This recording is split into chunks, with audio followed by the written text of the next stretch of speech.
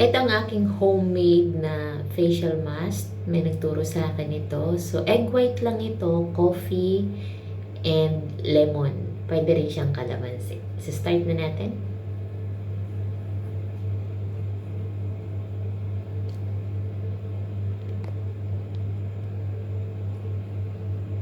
So, apply mo siya dito. Ayan.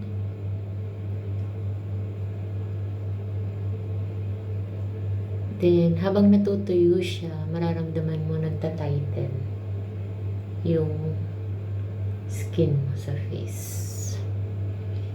Ayan. Tapos, after that, mga 30 minutes, gusto mo naman longer, okay lang din. Oh, di ba?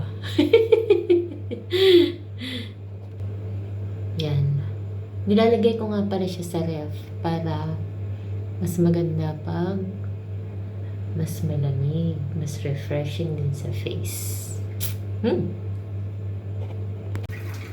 So, after 30 minutes, rinse off na natin. Pwede more than 30 minutes. Pwede namang mabilis lang. Hindi sila. Hala!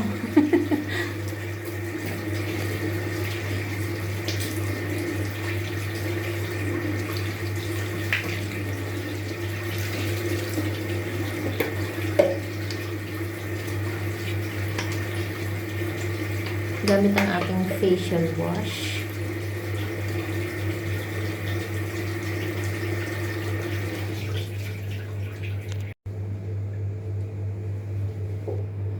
Then, pat dry lang.